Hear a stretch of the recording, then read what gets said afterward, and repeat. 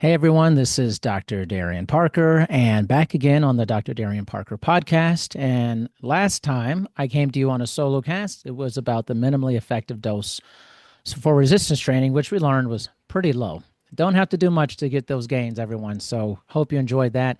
Today, we're going to talk about, I think, a really popular topic that has been, I think, overly popularized by a lot of influencers online, which is zone two training. So we'll get into that, what it is, why it's become so popular. And then, as we do on this podcast, we're going to provide some really great research based information. I will also have all that research and the citations in the show notes, again, to legitimize and show you where this research is coming from. Really reputable research by very credentialed people is important, that we provide the very best information to the public, and that is relatable as well. Our science communication is relatable so that the general public can take it and use it immediately. So that's what we're going to do today. And so the topic of today, the focus is zone two training overhyped? So listen to a lot of popular podcasts out there.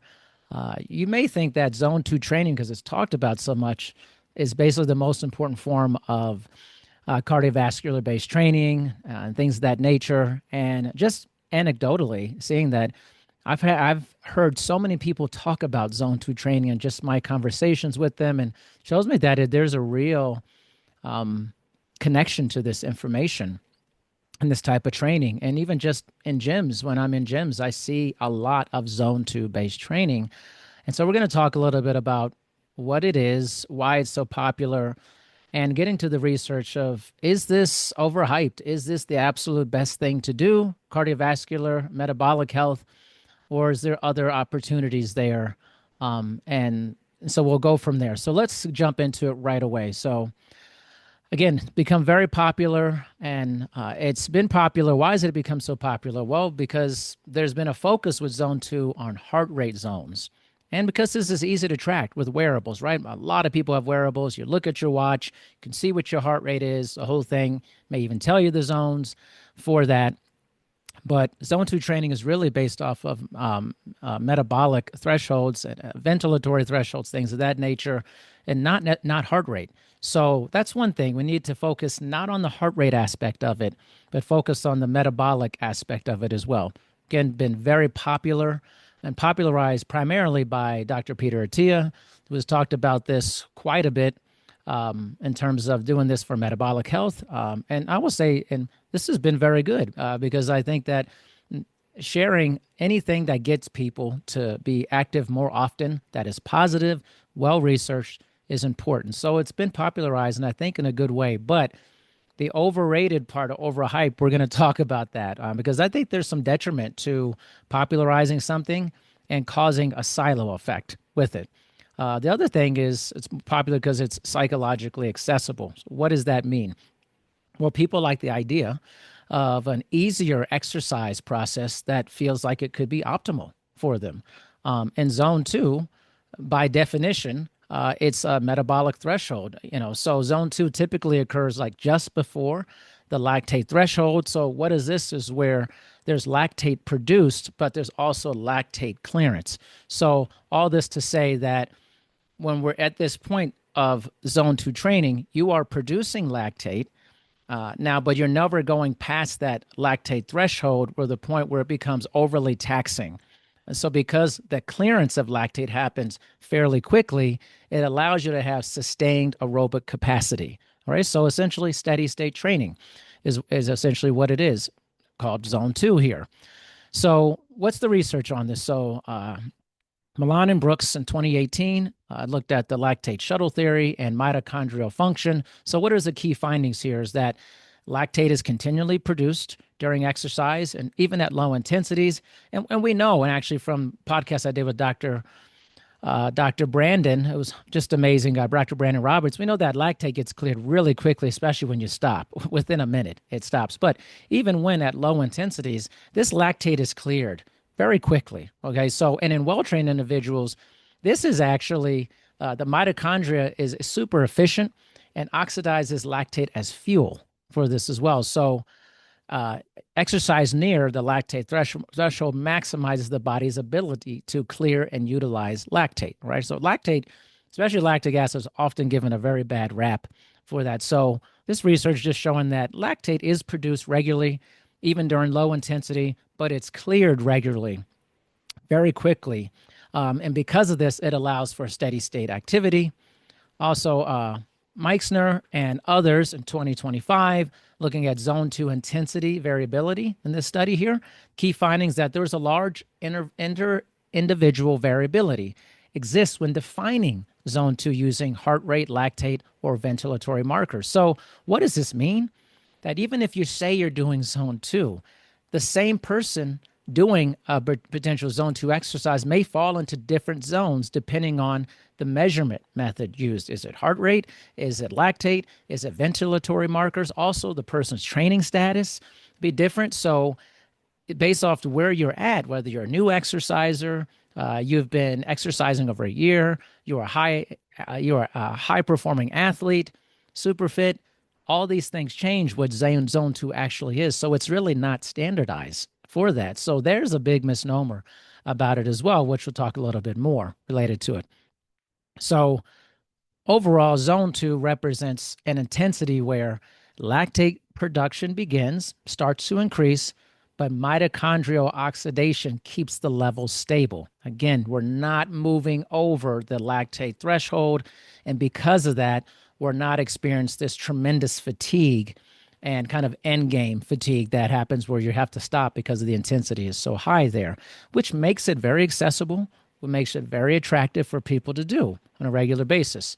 So this metabolic balance, this clearing of lactate, allows exercise to be sustainable for pretty long durations for that. So we're going to talk about longer durations. So what's the optimal zone 2 duration here? Okay, so a lot of the studies that we looked at indicate that duration for zone 2 is typically at a minimum of 30 minutes.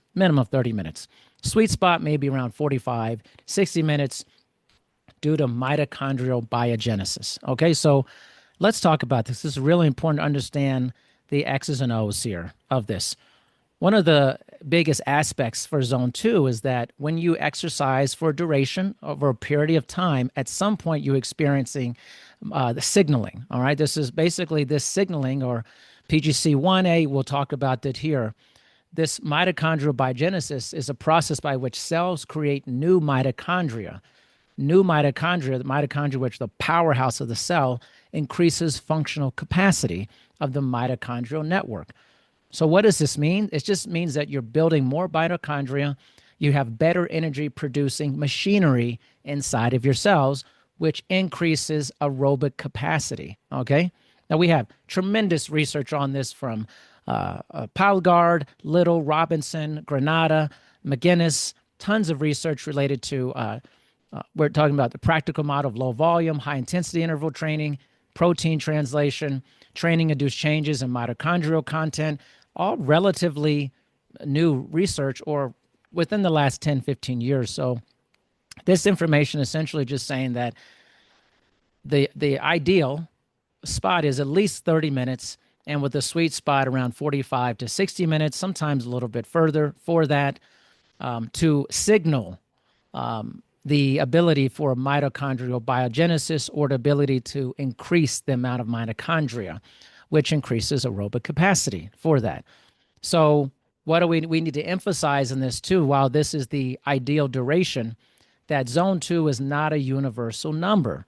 And I think this is one of the biggest problems with discussing zone 2, is discussing it in a way that is universal for all people, or that this is a blanket statement for all people. Do zone 2. This is really important to do. But zone 2 is not the same for everybody. It changes based off your training status. Okay, as I mentioned before, are you a new exerciser? You're sedentary. Are you an advanced exerciser? A moderately advanced exerciser.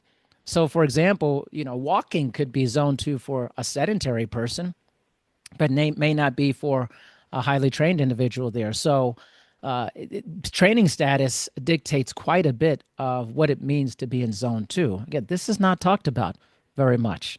It's more of like, hey, let's do zone 2. do zone 2 based training, and then people base it off of heart rate, but it's really a metabolic based marker that we're looking at. So don't look at it in terms of heart rate. And I get it that it's easier to do that because it's functional, right? For your watch, your phone, you can do a lot better estimates of that looking on it, but you're not actually measuring it what it's supposed to be. It's a metabolic indicator here, right? So what are we looking at here primarily is we need enough duration, stimulus, and time in order to cause this signaling, the signaling for mitochondrial biogenesis, for that to start working. Once that starts working, we start to build more mitochondria, therefore increasing our aerobic capacity for that. So let's look more into that, like in what's happening, right? So we're essentially looking at mitochondrial stimulation, okay? And I remember learning about the mitochondria when I was in college, and I thought this was fantastic. It was amazing learning about this powerhouse of the cell and mitochondrial density and mitochondrial biogenesis and what happens when we provide the stimulus of exercise and what that does. Truly amazing, right? So Zone 2, as I mentioned, activates that signaling pathway, the PGC1A. Here's the long name, peroxisome proliferator activated receptor gamma coactivator 1 alpha. Of course, we're not going to say that over and over again. We're going to use PGC1A. This signals the pathway which promotes mitochondrial biogenesis. All right, so you can essentially look at this PGC1A as a master regulator. All right, look at it as once you reach a certain point, this master regulator comes online. All right, it says, whoa, we have done enough of this duration-wise. We've provided enough of stimulus that we need to meet the demands of this. And so in order to do that, we need to produce more mitochondria. So we increase the production of mitochondria, which then equals greater aerobic capacity. This is essentially what's happening with Zone 2. Additionally, you're also having some level of fat oxidation, which is happening in Zone 2, and this peaks near Zone 2. So this is often called the fat max. And what's happening here is that we're burning more fat during exercise. When you're doing that, doesn't necessarily mean more body fat is lost over time. You still have to adhere to total energy balance. That matters when looking at the whole thing. So there's always talk about Zone 2 being like the fat burning zone, but again, this is a misnomer and it's always applied to that. This is the fat burning zone for body fat loss, but it doesn't necessarily mean that. There's a larger component at play, and energy balance is a very large thing. And I know a lot of people like to dismiss energy balance, and that it's more complicated in that in terms of fat loss. And that's true. There are other factors in that, but you still can't have the escape velocity. You can't escape the velocity of energy balance. This play is still a big part of fat loss. And so when looking at, there is fat utilization in zone 2, but it's not what you think it is in terms of fat loss for that. So I think that was important to think about it. Then also, I want to go back to the lactate aspect as well, because again, lactate is often given, has a bad connotation to it. And lactate is not a waste product in this aspect. Lactate is produced, but the mitochondria oxidize it quickly, clears it out. Again, this creates the steady state environment for that. So important to recognize what's happening here during Zone 2 is at a certain level of duration, a minimal level of duration, PGC1A signaled. This master regulator says, hey, we need to produce more mitochondria, and we need to, because of this, we increase our aerobic capacity. Lactate is produced, cleared quickly when thinking about that. And then also there's a level of fat oxidation or fat utilization, that occurs as well with this. So let's look at the next part of this when we look at why elite endurance athletes use Zone 2 so much, right? So we'll talk about, obviously, for the recreational exerciser, but elite endurance athletes use Zone 2 quite a bit. I use Zone 2 all the time when I was training for my marathon. And why? Because running slower, or I'm able to continually produce ATP on a regular basis, was really important, so that I just didn't wipe out when I'm doing my training runs. When you're running 14, 15, 16, 17-mile training runs, you have to be much more into lower intensity, higher volume range there. You need to get the volume in, but it's difficult to get volume in if you're going over your lactate threshold. You just won't last there. So a lot of endurance-based training is done in an 80-20 format, this polarized training. So what is that? 80% of training, endurance training for elite athletes is done in very low intensity, and 20% is done in high intensity. So this polarized training, again, is very commonly used. And actually, in a meta-analysis by Oliveira and others from 2024, this is one of the most comprehensive analyses of training intensity distribution. So the findings of this is that this polarized training effect produced small but significant improvements in VO2 max compared with other distributions, right? So the training like this did improve VO2 max, your ability to consume oxygen per milliliter per kilogram of body weight, right? And it was a significant improvement, but we'll also see that high intensity interval training produces as much or more that as well. But also in looking at this research too, time trial performance and endurance outcomes were not significantly different based off of doing this for that. So polarized training can be helpful, but I wouldn't say it's universally superior. So the benefits may depend on training status, program duration.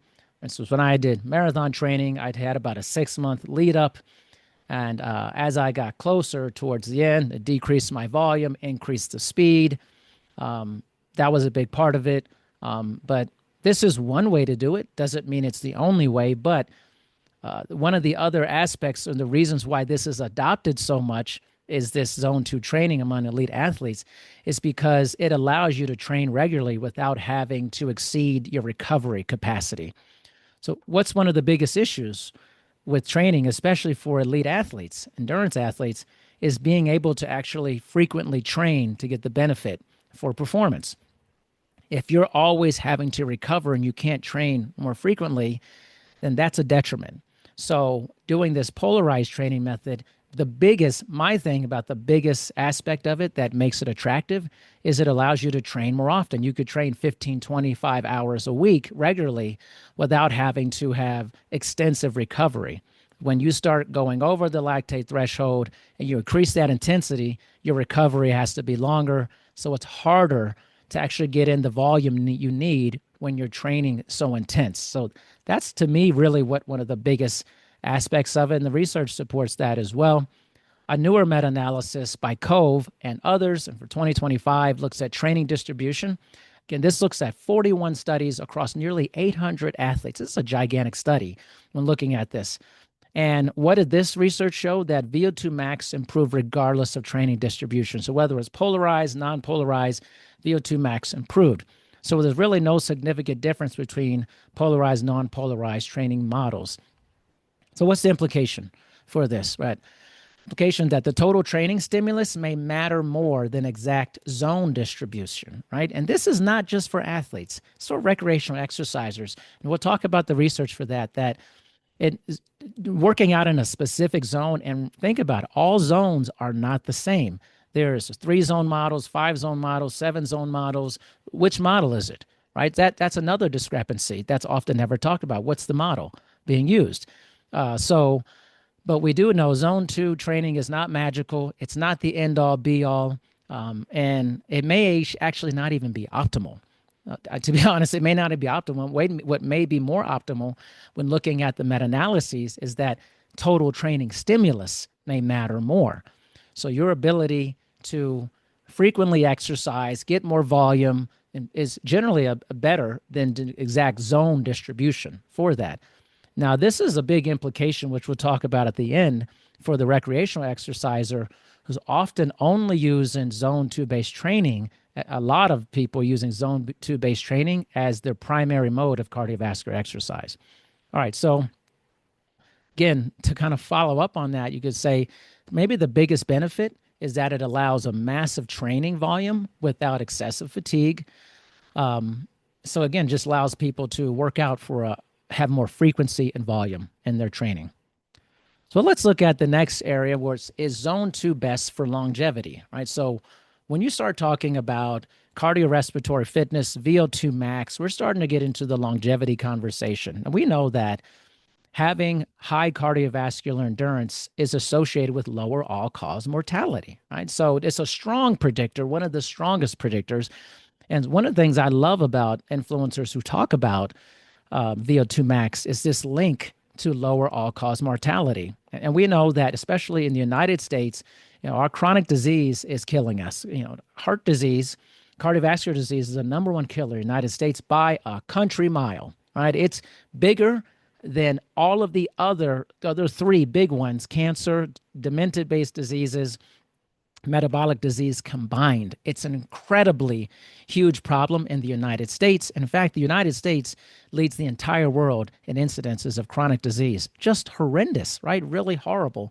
But we know having higher VO2 max, having high cardiorespiratory fitness lowers all-cause mortality, so dying early from a variety of different diseases. So we have a very strong prediction for that. And we've known this for a really long time. Actually, Blair and others in 1989, looking at aerobic fitness and mortality, this is a foundational study that talks about how strong high cardiorespiratory fitness is a strong predictor of lower all-cause mortality.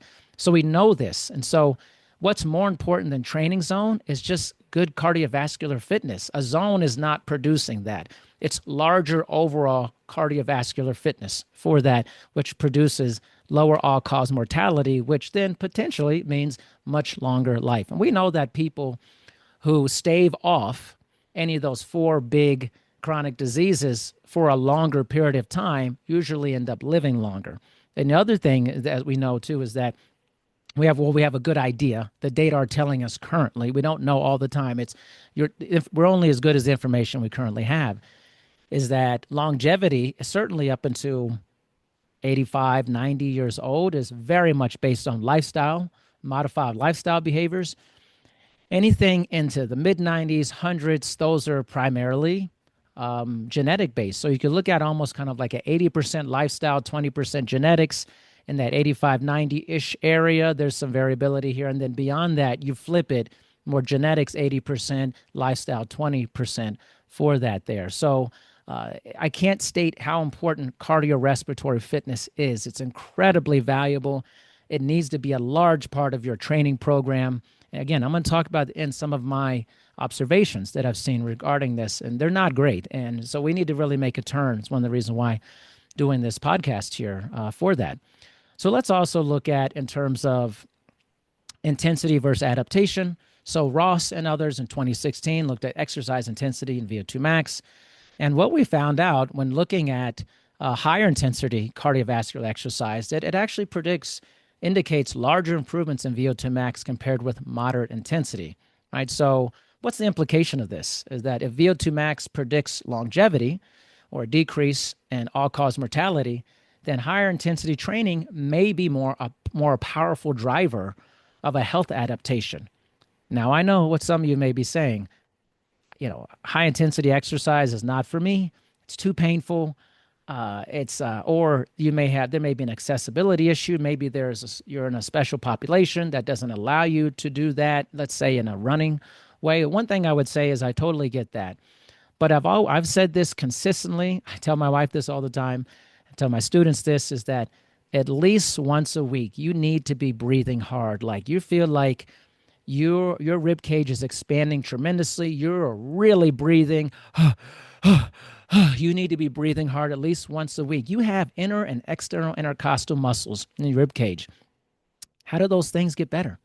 How does the musculature improve your capacity? How does you improve capillary density, your ability to improve, your ability to have better oxygen exchange or gas exchange in the respiratory system?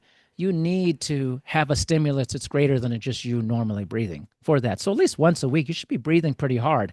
Now, you may be saying too, well, I don't want to do that through running. I just physically can't run. Well, I'll tell you, there's many ways to produce that same feeling for that. Now, if you're sedentary, just doing walking may actually accomplish that initially. But as you get used to walking regularly, it's going to become more physical activity, less of a stimulus. You'll go into a maintenance program. So it's important that you have something, whether it is rowing. Now, rowing is hard to do. It requires a lot of technical proficiency, ski erg as well. But it could be swimming. Swimming is great for people who struggle with land-based exercise, and you can increase intensity really high very quickly without having to actually have any impact with your feet, your legs on the ground. And you can also have, let's say, a weight. You can have an aqua jogger on around that keeps you floating in case you can't swim as well too. Now it decreases the economy of the effort, but still you could still start breathing harder by increasing your intensity in the pool. I'm a huge proponent of deep water running, and I should probably do a podcast on it because it's just such an incredible modality for accessibility, inclusivity, and to produce incredible cardiovascular benefit without the pounding you get on land-based activity for that. So when people tell me, I can't do running and I can't do high intensity interval training through running and things of that nature, I always tell them, get on a bike, get in the pool. There's lots of ways that you can actually produce that effect, but you want to be expanding your rib cage at least once a week where you're breathing really hard to make that improvement there or that. And ideally, your best bet cardiovascularly is going to be a mixture of everything, not being siloed into one thing. We'll talk more about that. So the other thing about it, and Wes said this a little bit earlier, is that the big scientific problem with zone 2 is it's not standardized. When we look at, like what's the universal definition of it, there's really no single universal definition. And even in research literature, when we look at research from 2025 by Meixner, it demonstrates large differences between heart rate zones, ventilatory thresholds, and lactate thresholds. So individuals may fall into different zones depending on the method used. So if we're going to standardize it, we need to use one method for it. But it's often not done that way, so it's not even standardized. So what does that mean also? That two people could perform the same workouts, but classify them differently. And this is one thing that is, when you're looking at it, a lot of people are trying to classify it through heart rate when it's a metabolic measure here. But it explains why, wearable-based zone 2 prescriptions can be pretty inaccurate. Again, what are we measuring here? And the general population never looks at that. So it's not even defined, standardized in a standardized way. So if you say, hey, do zone 2, do it for this amount of time, that can't be the end-all statement because it's more complicated than that. All right.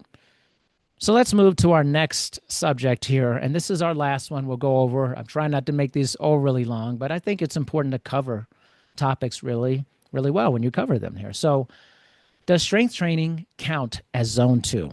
I think this is a huge topic, primarily because we're in an age here where we swung hard from the 80s, where it was almost all cardiovascular exercise, aerobic exercise with big Jane Fonda, all your group exercise based VHS tapes. I remember all those VHS tapes, then moving into DVDs, so forth. The Group X explosion happened in the 80s. Aerobic exercise, jazzercise, all this stuff was important.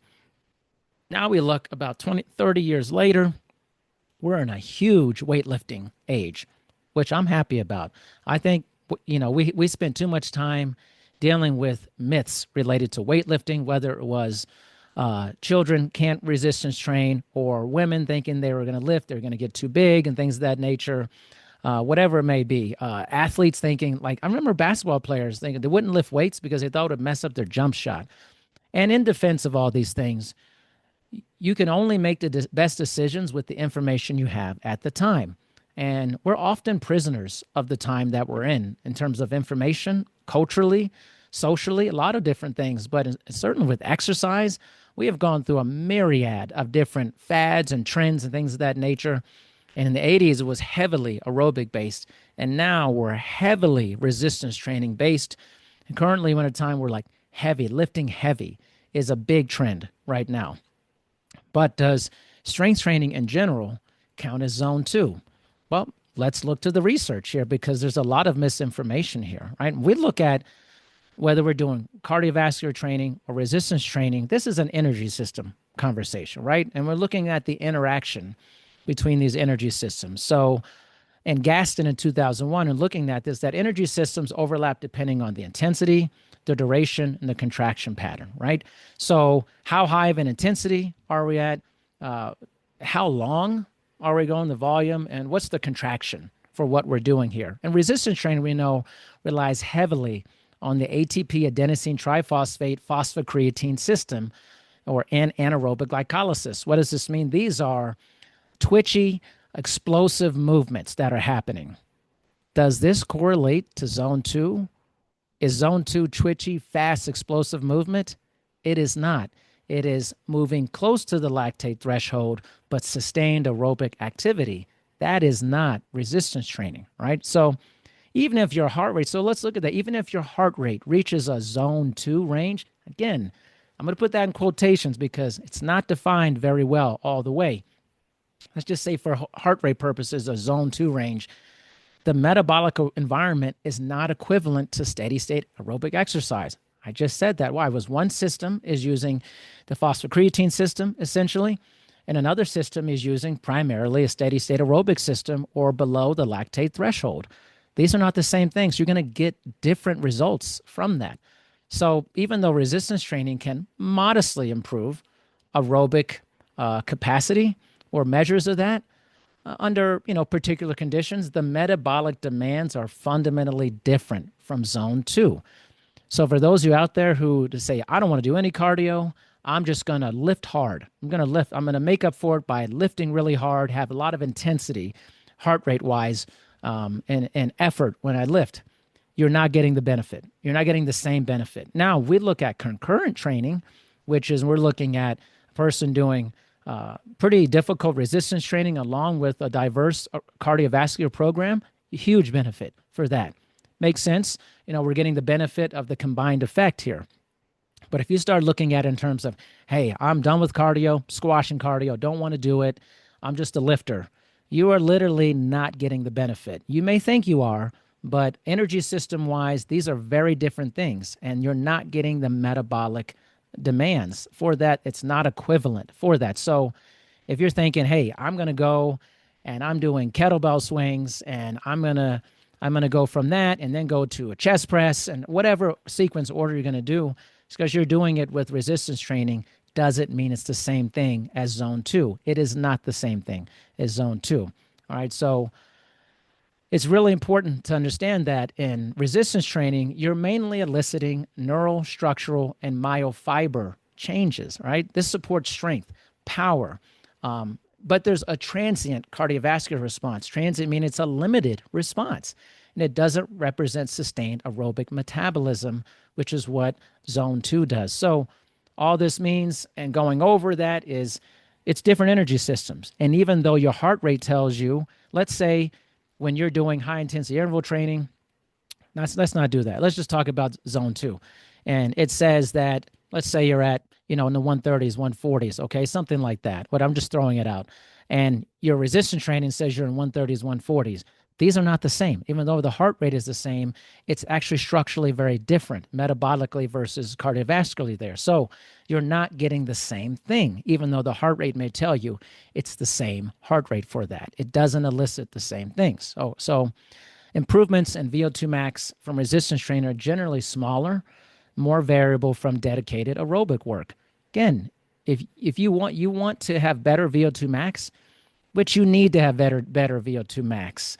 It's a critically important metric for decreasing all-cause mortality. I never understand this desire to just do weightlifting or actually to just do cardiovascular training as well. Never get that desire in terms of, well, maybe I'll take that back. I kind of do get that desire. We're very extreme people. Humans are very extreme. We very, very rarely go towards the common sense middle ground, often go to extremes, right? I think about heavy lifting. Right now, we're in an extreme heavy lifting environment. It's what's put on social media so much and online. Lift heavy. People saying lifting heavy is my therapy. Therapy is your therapy. Seriously. I mean, it's not the same thing. You don't talk out your issues through lifting. You may get physiological relief from lifting hard, but your problems will still be there. You need to talk about those things and discuss those things. That's a whole nother thing there. But lifting heavy does not is not an equivalent for improving VO2 max. It's the same thing as if I said only do cardio because it'll help your muscular strength or your power. No, it is not. That is not the case there. So this lifting phase we're in, and I hope it continues with an increase in adding back in cardiovascular endurance. A more well-rounded cardiovascular endurance program is really important. But for those of you out there are just lifting, it's a big mistake. You need to have a well-rounded program that has a variety of different types of lifting, not just heavy lifting. Do some heavy lifting, muscular endurance, hypertrophy, strength, power, and also adhering to the 7 pillars of movement, which are more functional, vitality-based resistance training, and a diverse cardiovascular-based training program is important. You may be saying, this seems like a lot to do. It's actually not. Remember, if you listen to my minimal effective dose, especially for resistance training, you don't need much. You can even just do one set. And that one set to close to failure will produce a tremendous amount of increase in muscular strength, endurance, one rep max repetition. You don't need to spend that much time. Actually, you could do 15, 20 minutes of lifting and get a huge benefit, almost similar as if someone was just spending a lot of time in the gym. In terms of zone 2, you will need more time. You need more time, but that's the beauty of high-intensity resistance interval training is that you could decrease your time. The hard part is that you're going to increase your pain. It's going to be uncomfortable, so you got to make decisions on that. All right, so what's the final takeaway I have here when looking at this? Zone 2, is it overhyped? Somewhat, I would say. Is it great? Yes, it is great. It's a great sustained aerobic intensity activity. It's very accessible because of the intensity being below the lactate threshold or getting close. It allows more people to do it, which is great. Not everyone can do high-intensity interval training regularly due to a variety of factors. Could be orthopedic issues, could be related to special population issues, cardiovascular disease, whatever it may be. Could be work-related time, whatever it may be. There's a lot of factors in there. So it's a more accessible, sustainable way to do it. And also just observationally, I see more people doing zone 2. I mean, anytime I go to the gym each week, the majority of the people I see in the gym are doing zone 2. They're on a treadmill or Stairmaster, or they're on a bike, and they're going at a pretty moderate to low-level pace for a really long time. And they're getting that zone 2 benefit probably because they heard about it on a podcast. It's really, really popular these days. But the problem, I think the overhyped part is that it's hyping people into a singular way of training cardiovascular exercises. So when you go to a lot of gyms, especially, look at the number of people actually doing more intense-based exercise, higher, interval training-based exercise. HIIT had a really big, I would say, like stage for a little bit of time where you'd go to gyms and you see people running really hard on the treadmill, rowing pretty hard, whatever it may be. That's almost over at this point. Even extremely large gyms like Lifetime Fitness and things of that nature, whenever I go there, most people are walking. They're doing zone 2. I'm not saying this is bad. I'm not saying it's bad. What I'm saying is it's too singular. So the overhyped part is people start adopting a way of doing something without it being well-rounded. And what do we know? The data are telling us that this isn't a superior method, and that actually training stimulus, regular stimulus, okay, so more frequency, more volume over time may be actually better than just sustained aerobic capacity through zone 2 based training, and rounding out your training with at least one day of more higher intensity based activity. That's the sweet spot, the combination of zone 2 and more higher intensity based activity for that.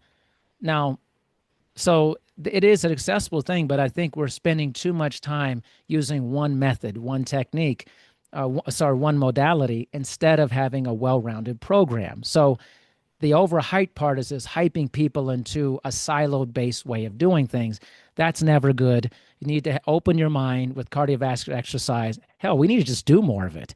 I think we're not expanding our rib cage enough with intensity. I already mentioned there's plenty of ways to get intensity without even being on land and doing that. So you can do HIIT training and without there being a huge toll in terms of physically on land-based training. So there's options there. But zone 2 is good, but it shouldn't be your main mode of cardiovascular endurance. A well-rounded endurance is important. We know for athletes, zone 2 is incredibly valuable, especially because it allows for huge amount of volume without exceeding recovery capacity. So that's good. But then we also know that, that can be different too in terms of athletes' training status. When they start training, the competition for that, the higher intensity may be good as well there. But in terms of like getting a lot of volume in with not compromising recovery, zone 2 is great for athletes. But, for most people, the real goal should be improving cardiovascular fitness across multiple intensities, not obsessing over a single heart rate zone. And remember, zone 2 is not defined all the time. Again, if you're looking at it through heart rate, you can look at it through heart rate, but it's a metabolic indicator. So you need to have that, or ventilatory indicator. What are you doing? Which zone is it in? Is it a 3-zone model, 5-zone, 7-zone model? Do you know that? You don't know, so you may actually not be doing that. So overall, I think it's very positive, and people pumping it up, I think it's a good thing. But like anything, there needs to be a lot more nuance related to it. So zone 2, my overall, takeaway from it based off of the data that are available to us right now is that it's an effective cardiovascular training zone for sustaining aerobic intensity over a long period of time, but it's limited in the sense that it's not allowing you to have a very large increase in your respiration rate, expanding your rib cage quite a bit, and getting that higher intensity activity that we know is incredibly important as well there. So it shouldn't be your main mode. It should be one mode, and then amongst many modes and multiple intensities for that. And also that the data are very clear in terms of strength training. The structural difference is miles apart. Energy systems, that if you're only lifting, you need to stop just lifting. You need to incorporate cardiovascular exercise across multiple intensities in conjunction with your lifting. And I know there is controversy around like, oh, does cardio ruin your strength gains for that? That's another topic we can discuss. But I could tell you, just going for strength gains is a very vain process, and it has nothing to do with actual living and longevity and quality of life. If you're going for quality of life, you have to have a well-rounded program. Can't just be lifting, can't just be doing cardio exercise. The combination is always best. The data are very clear. Concurrent training is the best across multiple intensities. So zone 2, good, but there's nuance there, and you should adhere to that nuance. All right, everyone, thank you so much for your time. I appreciate you checking this out, and I hope you got a lot from this.